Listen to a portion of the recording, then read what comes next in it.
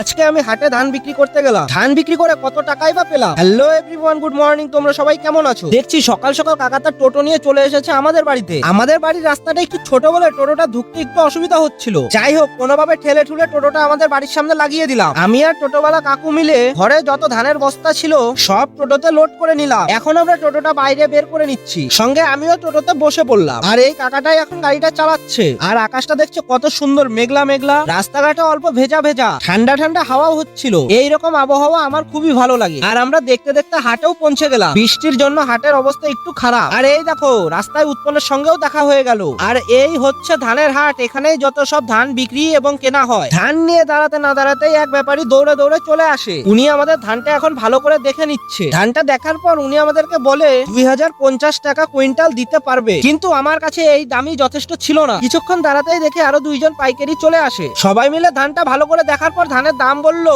2100 টাকা কুইন্টাল। আর আমিও তাতেই রাজি হয়ে যাই। আর আমাকে একটা প্রমাণ হিসাবে স্লিপও দিয়ে দেয়। এই কাদার ভিতরে টোটোটাকে ভালো করে নিয়ে যাওয়া হচ্ছে, যেখানে ধানগুলি ওজন করা হবে। হাটে এত কাদার কারণে টোটোটাকে ঠেলে ঠুলে জায়গা মতো নিয়ে চলে আসলাম। এদিকে দেখছি কম্পিউটারও নিয়ে চলে এসেছে। এরপর কাটার উপরে বস্তাগুলো উঠিয়ে ওজন করে নিচ্ছি। আর এখন আমাদের ধান ওজন করা শেষ হয়ে গেছে। আর এই স্লিপে লেখা আছে টোটাল কয় কুইন্টাল ধান হয়েছে। স্লিপটা নিয়ে সোজা চলে আসলাম ক্যাশিয়ারের কাছে। দাদা ভালো করে হিসাব করে আমার হাতে টাকা দিয়ে দেয়। ধানের ওজন হয়েছিল ধলতা বাদ দিয়ে 3 কুইন্টাল 69 কেজি। আর 2100 টাকা হিসাবে টোটাল 7749 টাকা হয়েছিল। যাই হোক, এখন আমি টাকা নিয়ে বাড়ি যাই। তোমরা ততক্ষণ এই ভিডিওটাতে একটা লাইক করে দাও।